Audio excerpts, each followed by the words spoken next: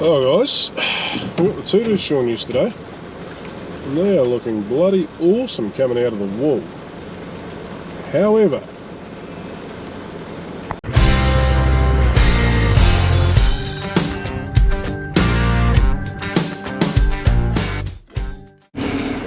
it is currently like, I don't know, 12 degrees.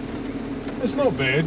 We've got these things shorn with a cover comb, which is a different type of cutting piece. I probably won't show you one because we don't have one. The teeth are a bit further apart and they're a bit thicker, and they leave,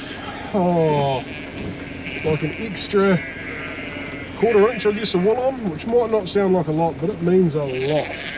And that is why they're very white and not very pink. But we've had a lot of rain today,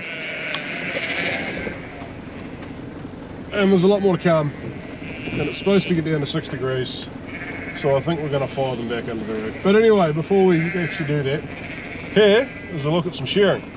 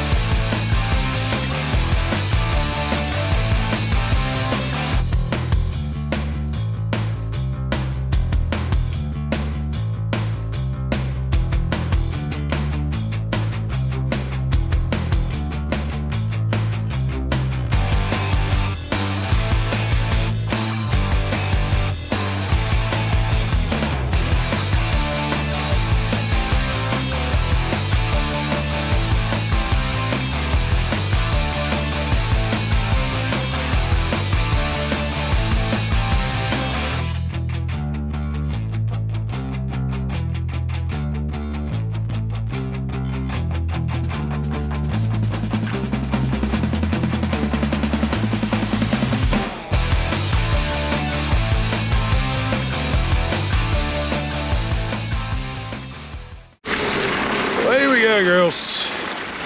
There's a few woolly ones in here, guys.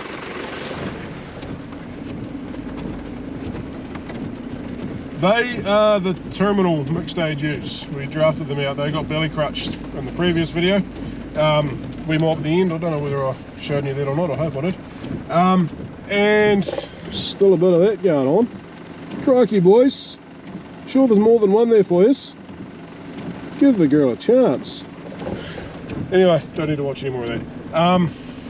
Yeah, what was I saying? Yeah, so when the two-tooths come back out, they don't in theory need to be going back in the shed, but I've already mixed them up, and I did suspect this would be happening, and I possibly shouldn't have, but it's only an extra 80 ewes. We can comfortably fit, well, snugly, about 1,800 under the roof, and today's going to be about 950, 980, somewhere in there. I haven't had a look at the tally yet.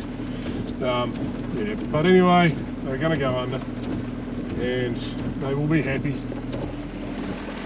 It's almost like they want to go back in. Maybe they are feeling the cold a wee bit. Still right.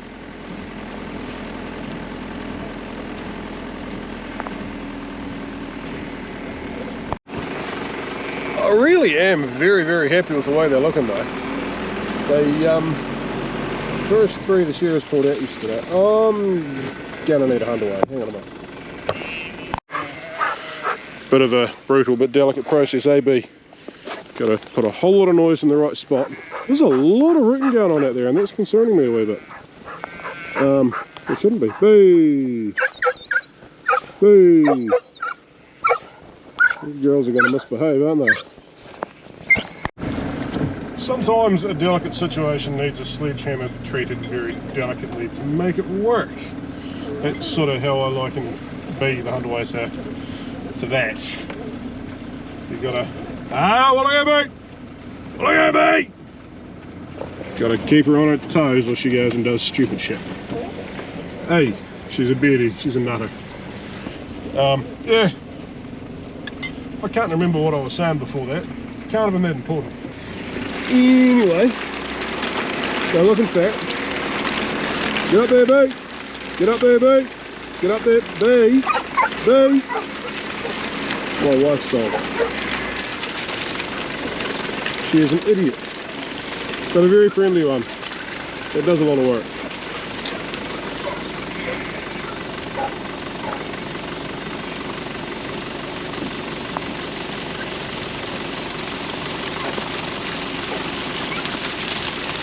See?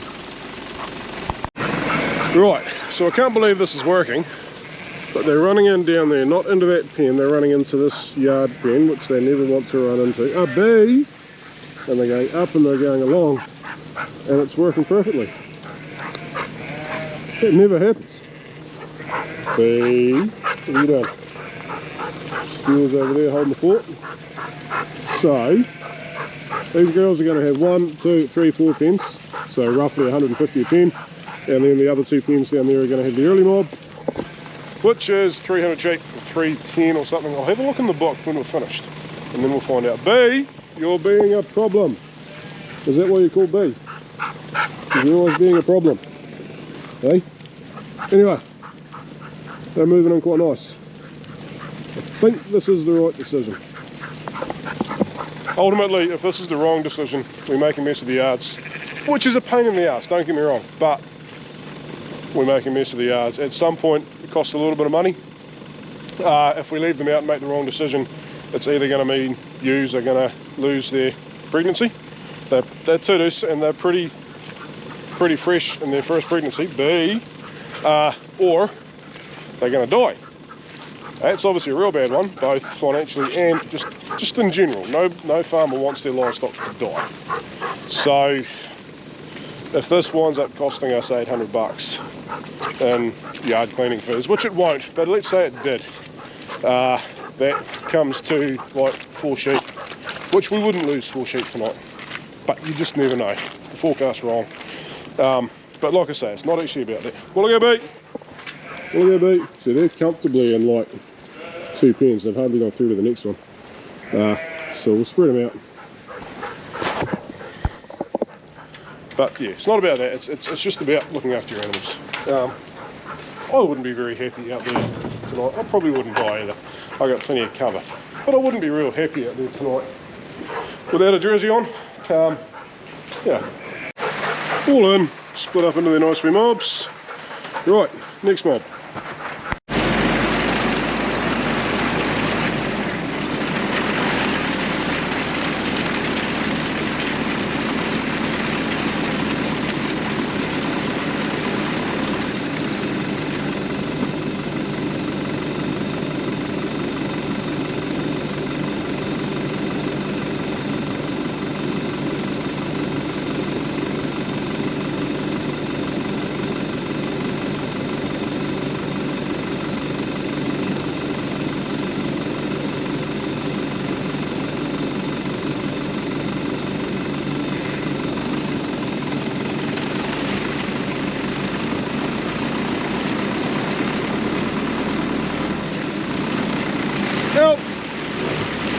Right, we've got a wee minute while Steele's bringing them back. You guys can't see, but they've run up past the super bin there where the gates are shut. So she's just shut up around them. You might be wondering why the bloody hell we would shear ewes heading into winter. Because it's like their jersey, their wool jersey, keeps them warm in cold weather. And yes, that is very true. But there are some reasonably big benefits to it. One, they cast a lot less at lambing time. We would have shorn these in March normally, and what we found is basically there's no difference really, or very little difference in casting from a March shearing to a December shearing, which is when we used to shear them.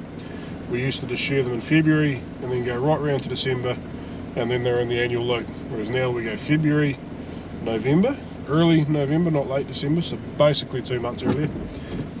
We have been going March and then December. Now we're doing February, November, May, December. So there's 2 lots there that are basically 6 months, and what that does is, so it makes them cast less, it makes them eat more, which in turn, because they just feel the cold a little bit, it's not like they actually are cold, they just eat a bit more because it's colder, just like we would. Which makes their lambs grow a bit bigger, it means they're in better condition, and it means that they can milk better to feed their lambs, which, as long as you've got the milk, that can, the feed rather, that'll happen. But if you haven't got the feed, that's not a good thing, and that's why we're not doing the whole lot, because I don't think we can feed the whole lot if we share them what we call pre-lamb essentially. This is just a wee bit earlier than pre-lamb, but it basically has the same effect. Yeah, we shore them with that cover comb, so it leaves about that much extra on them, so they've probably got about that much wool on them, which adds up to quite a bit, warmth wise. You know, give it a couple of weeks and the wool basically does as much as a full fleece does. They don't need a lot of it to keep properly warm. Yeah, and it just, on crop, with not having long wool, they're going to stay a bit tidier too, which is good. Also their bums will stay cleaner. There's lots of benefits to it. They are production based, but they're also welfare based. We're going to have less deaths because of it, because we do lose a few Tudors cast. Yeah, so there are reasons for it, but there are potential serious welfare issues that can arise from it, like this. If we left them out there tonight, it's not going to be one, but there's a possible chance it could be if the weather forecast is a bit nice, if it's worse than the forecast says. And if this was done, hang on a sec, yeah, sorry, arm was getting a bit sore, and if this was done in the middle of winter, yeah, which a lot of people do, and they manage very well, you just got to make sure that when you let them out of the shed, you've got food, you've got shelter, preferably in the exact same place, and you've got the option to run them back under the roof if things really turn to shit. So yeah, it's just a balancing act of a whole lot of things. Come on, girls, get a move on. Hey, Steele's been asking nicely.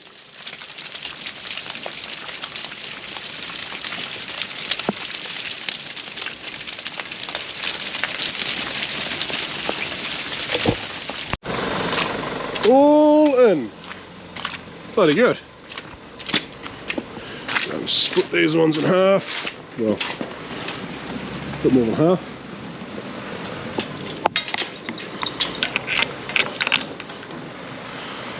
They'll all be happy for the night. Don't have to worry about them getting dirty, because they're going to do that anyway. And they've got no wool on them now. Just under the lights here.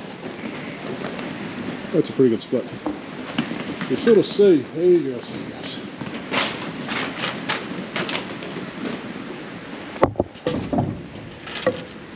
Turn that.